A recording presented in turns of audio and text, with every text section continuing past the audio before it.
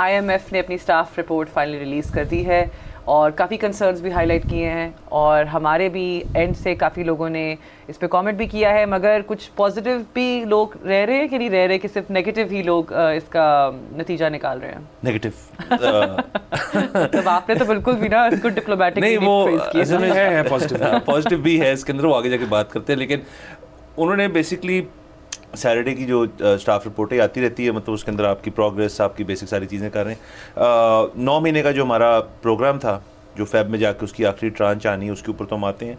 जो उन्होंने स्पेसिफिकली बात की है वो 3 नुकायत हैं जो उन्होंने रेज़ की हैं। उसके अंदर सबसे पहले तो ये कि जो ये इज़राइल फ़लस्तीन के जो हालात हैं उनकी वजह से उन्होंने कहा है कि ये आप पाकिस्तान को भी इफेक्ट करेगा।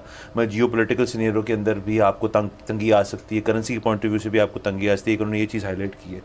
दूसरा उन्होंने ये कहा है कि आपकी पोस्ट इलेक्शन जो सबसे बड़ी चीज़ जो है जिसके ऊपर गवर्नमेंट एग्री कर गई है वो ये है कि 15 फरवरी के बाद आपका गैस प्राइसेस जो है उनमें खासी एक इंक्रीज़ आएगी। ये भी रिकमेंडेड है और ये एक्सेप्टेड है बाय द करंट गवर्नमेंट और ऑब्वियसली अगली वाली इनको रोल ओवर करेंगे।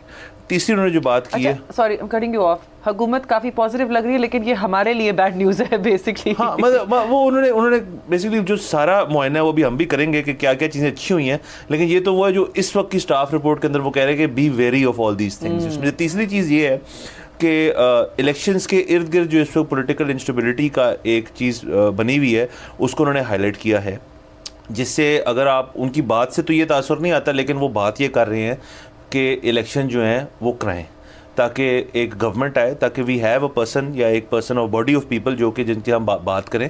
क्योंकि जाहिर है जब ये 9 महीने फेब में पूरे हो जाएंगे और हमें आखिरी ट्रांच जो है मिलेगी, अब वो ट्रांच भी शायद मुतनाज़ हो जाए इस बात से कि अगर इलेक्शन के अंदर कोई मसला हो जाए, जो कि अल्लाह करे ना होए, और वो भी हो जाएगी। लेकिन ऑब्वियसली क्योंकि ख़त्म हो रहा आपका ये वाला जो 9 मंथ का आपका था जो इनके साथ ये पैकेज था, तो इसके अंदर एंड में जाके आपने वो पैसे भी लेने हैं, नंबर 1, और नंबर 2 आपने ये इलेक्शन करवा के एक गवर्नमेंट इस्टेब्लिश करके जिसके अंदर एक कैबिनेट बन जाए और फाइनेंस की खास तौर पे डिवीज़न उसका मुकम्मल तौर पे तैयार हो, जो फिर जाके इनसे रीनिगोशिएट करे। क्योंकि जैसे हम आज से कुछ देर पहले ही जिक्र कर रहे थे कि इस वक्त ये पॉइंट ऑफ व्यू लेना जो पिछली 2 हुकूमतों ने साइमल्टेनियसली कह रहे कंसेक्यूटिवली उन्होंने गलती की। असद उमर साहब ने भी गलती की थी, साग डार साहब ने भी आते हुए गलती की थी कि उन्होंने कहा था कि IMF को हम आड़े हाथों लेंगे और हमें कोई ज़रूरत नहीं IMF की। अभी भी ऐसी बातें होना शुरू हो गई हैं एक हद तक, लेकिन वो पॉलिटिकल स्लोगन्स हैं। रियलिटी ये है कि आपको फिर से जाना पड़ेगा, और आप क्योंकि इस प्रोग्राम की एंड हो रहा है तो इसी दौरान आपने प्रिपेयर्ड होना है कि आपने अगले प्रोग्राम में कैसे जाना है और किन चीज़ों के साथ जाना है। अच्छा, ये जो कह रहे थे ना कि स्टेबल गवर्नमेंट ज़रूरी है, इलेक्टेड गवर्नमेंट ज़रूरी है, उसकी एक वजह ये भी तो हो सकती है ना कि आप इमेजिन करो कि गोरे भी काकड़ साहब के साथ मीटिंग में थेसोरस खोल के बैठे हैं कि बंदा की कहना पे। अच्छा, दूसरी चीज़ ये कि आप उनकी पीछे ही पड़ गए काकड़ साहब के। पॉजिटिव ये इस तरह से है कि उन्होंने बिल्कुल भी ऐसी कोई बात नहीं की कि हमारे जो भी हमने चीज़ें करके दिखानी थी उसमें कोई ऐसी चीज़ नहीं है कि जो हमारी अगली 1.1 बिलियन की जो ट्रांच है उसको कोई खतरा हो, वो हमें मिलनी है। इसका मतलब है कि हम ठीक जा रहे हैं। लेकिन जैसे कि असद ने कहा कि ये तो हमारी आखिरी ट्रांच है, लेकिन इसके फौरन बाद हमने नया प्लान लेना है उनसे, न्यू प्रोग्राम। सो वो न्यू प्रोग्राम में जाने के लिए फिर अगेन वो बैठना पड़ेगा और फिर डिसाइड करना पड़ेगा कि कौन क्या। अच्छा, फिर ये है कि इस जो गवर्नमेंट ने जो किया है कि जितनी हैवी बोरोइंग की है इन्होंने लोकली और जितना पैसा लगाया है, ये भी आके बहुत ज़्यादा दुखेगा नई हुकूमत को। तो इसी तरह इन्होंने इस दफ़ा जो ये सड़कों के जाल फैलाए हैं, इन्होंने बहुत मुश्किल कर दिया आगे की गवर्नेंस। एक तो ये कि वो जो चलता होता था ना कि जी शहबाज स्पीड, वो सबको पता लग गया कि यार वो तो फिर मोहसिन स्पीड शहबाज स्पीड से भी ज़्यादा है। ठीक है, वो तो फिर अगर आपके पास पैसे हैं तो फिर तो पुल बनाना तो कोई काम नहीं है। और उन्होंने लोकल बैंक से बहुत ज़्यादा पैसे रिकॉर्ड लेंडिंग उन्होंने की है बैंक्स ने गवर्नमेंट को। बिल्कुल। फिर अब लेकिन मसला क्या है कि इससे तो डिफ़िकल्टीज़ में इजाफा होगा, कम नहीं होंगी। अब दोबारा से इनको चेस बोर्ड, ड्राइंग बोर्ड क्या कहते हैं, उस पर बैठना पड़ेगा। बिजली का बहुत बड़ा डिसीजन लेना पड़ेगा। वो बहुत बड़ा डिसीजन इस तरह से लेना पड़ेगा कि बहुत ठीक है आपको बिजली चाहिए, लेकिन दूसरी तरफ इकोनॉमिस्ट बहुत बड़े ऐसे भी हैं जो कहते हैं कि जी इंडिया में अभी तक लोड शेडिंग ख़त्म नहीं हुई। आपका तो सियासी नारा भी नहीं होना चाहिए लोड शेडिंग ख़त्म करना।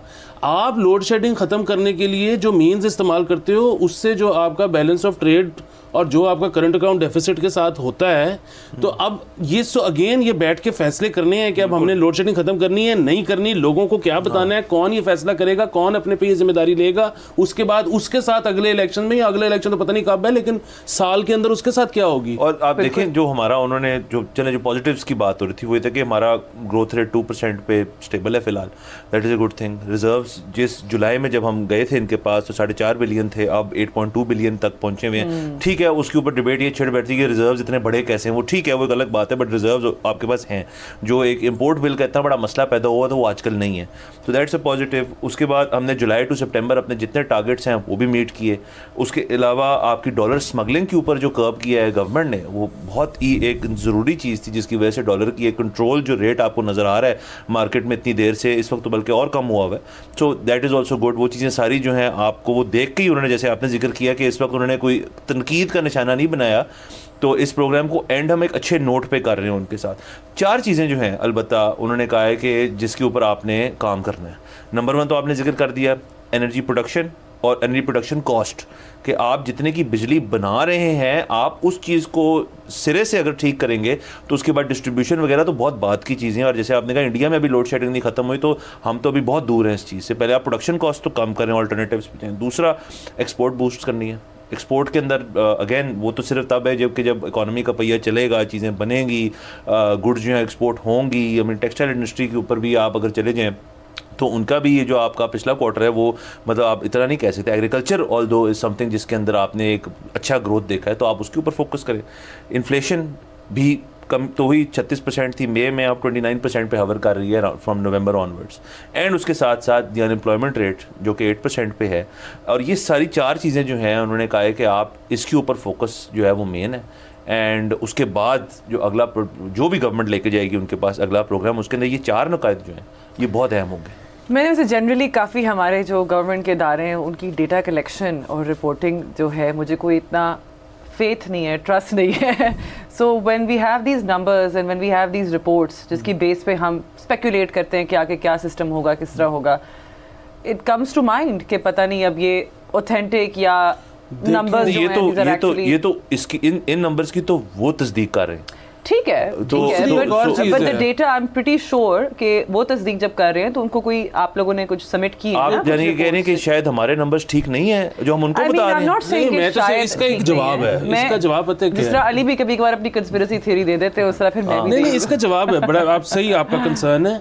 बात बड़ी सादी सी है कि अगर इस नंबर्स को ओन कर रही है सरकार, ठीक है, यहाँ तो ये नंबर ठीक हैं, और अगर ये ख़राब भी हैं तो इसका मतलब है कि ये फज किए हुए हैं बेहतरी की तरफ, यानी कि हमारे हालात इससे भी ज़्यादा ख़राब हैं। ठीक है, सो अगर हमें ये पता है कि ये जो हमें नंबर्स मिले हैं ये भी कोई अच्छे नहीं है और हालात इससे भी ज़्यादा ख़राब हो सकते हैं, इसका मतलब है कि हमें जंगी बुनियादों पे कुछ करने की ज़रूरत है। अब ये एग्रीकल्चर जो है इसका वही वाला मसला है कि आप उसमें जो है उनको खाद तक तो मिल नहीं रही।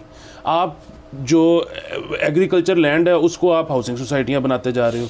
अच्छा, और वही वाली चीज़ है कि ये एक ऐसी चीज़ है कि हम जो एक्सपोर्ट कर सकते हैं फौरी तौर पे हम हमेशा से करते आए हैं।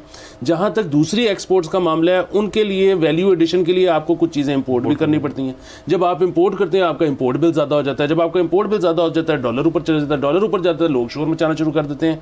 अच्छा, फिर वही बात है कि जब तक इंपोर्ट की आप इजाज़त नहीं देंगे उस तरह से खुल के एक्सपोर्ट हो ही नहीं सकती। एक तो आपकी अपनी जो क्वालिटी है चीज़ों की वो इम्प्रूव नहीं करेगी, दूसरी चीज़ ये है कि जाहिर है आप फ्रॉम द स्क्रैच तो कोई चीज़ बना ही नहीं सकते, आपके पास यहाँ पे रॉ मटेरियल ही नहीं है। तीसरा, लेकिन इसमें यह भी है कि लोगों को इतनी आदत पड़ गई है कंजम्पशन बेस्ड इकोनॉमी की कि जब चीज़ें इंपोर्ट होना शुरू होती हैं तो लोग सोचते ही नहीं कि अब हम इसमें कोई वैल्यू एडिशन करके बाहर बेच सकते हैं, बस हम उसको इंजॉयज लेना शुरू कर देते हैं, हम उसको खाना पीना उजाड़ना शुरू कर देते हैं। सो ये एक बहुत बड़ा मसला है। ये सरकार अगेन इलेक्टेड गवर्नमेंट आए, वो आके बताए कि कितने बड़े मसले हैं, वो किसी तरह कॉन्फ्रेंस में ले। अब जिस तरह के इलेक्शंस हो रहे हैं अगेन सवालिया निशान खड़े हो रहे हैं कि जी ठीक होंगे नहीं होंगे, लोगों का ट्रस्ट होगा उस हुकूमत पे नहीं होगा, किस तरह से चलेगा। मैं तो That's why we are dire need of competent people जो कि एक्चुअली में कोई मतलब कुछ put their thinking hats on and actually come up with a very creative plan कि अच्छा this is what's gonna happen। और उसमें से एक प्लान जो हो सकता है जो जिसके ऊपर भी पहले भी बात छिड़ी थी, वो IMF का एक और प्रोग्राम है जिसके अंदर पाकिस्तान अब एलिजिबल है। हमारे फ्लड्स जो आए थे अभी उसके बाद से एक debt for nature swap program IMF का, which Pakistan is now eligible for because of those floods, कि जिसके अंदर आपके ऊपर कोई एक इन्वायरमेंट की चीज़ें जो हैं वो आपके ऊपर असरात आए हैं उनके, और उसकी वजह से आपकी इकॉनमी बहुत सफ़र की है, लेकिन उसके अंदर डायरेक्ट कंट्रीब्यूशन आपकी शायद नहीं थी, जो ये तो उसकी isn't this like directly related to, मतलब this is climate change की वजह से ना? जी मैं वही आप करेंगे ये कि इस प्रोग्राम में ये होते हैं कंट्रीज़ जो हैं वो अपनी इको पॉलिसीज़ जो हैं IMF कहता है आप वो इंट्रोड्यूस करें, जिसके अंदर आप कार्बन कंट्रोल करेंगे और उससे दीगर और चीज़ें करेंगे जो इको फ्रेंडली आपकी मुहिम होंगी, जिसके अंदर आप चीज़ें करेंगे जो protection of certain areas etcetera etcetera. अच्छा, इसके अंदर ये नहीं है कि ये कोई हवाई प्रोग्राम, 2 या 3 ऐसे ममालिक हैं जो 10-10 साल से इस प्रोग्राम के अंदर हैं, जिसमें एक्वाडोर है और बेलीज़ है, जिन्होंने इन प्रोग्राम्स के साथ उन्होंने वो करते ये हैं कि आपका जो डेट होता है मुल्क का, आपको इकोनॉमी, आपको क्लाइमेट के हवाले से अगर उसके ऊपर आप पैसे लगाना शुरू कर दें तो आपका डेट और बढ़ जाएगा। सो IMF इस पैकेज में, इस प्रोग्राम में, they take care of the debt in a larger amount rather than जो आपका 1 बिलियन या 2 बिलियन का, इन अ लार्जर अमाउंट, लेकिन विद द एक्सप्रेस कंडीशन कि आप जो आपकी इको फ्रेंडली चीज़ें हैं आप उसको शुरू करेंगे। सो और ये मैं नहीं कह रहा, ये अभी रिसेंटली एक इंटरव्यू रज़ा बाकर जो स्टेट बैंक के फॉर्मर प्रेसिडेंट, तो उन्होंने ये बात की कि पाकिस्तान जो है it is now eligible for that program. So जो भी नई हुकूमत आ रही है, ये मैं काफ़ी सर्टन हूँ कि वो इस किस्म के प्रोग्राम के ऊपर भी हम अपनी ट्राई मारेंगे, और ट्राई मारनी भी चाहिए, क्योंकि ये फिर ये कि आप एक और कैटेगरी में आ जाते हैं। सो जो अब कहना तो नहीं चाहिए, बट जो सिल्वर लाइनिंग आप जिसको कह सकते हैं फ्रॉम आर जो फ्लड्स के ऊपर थी, वो शायद ये है कि Pakistan now is eligible for such an IMF program. Subscribe करें और बेल दबाएं ताकि कोई खबर रह न जाए।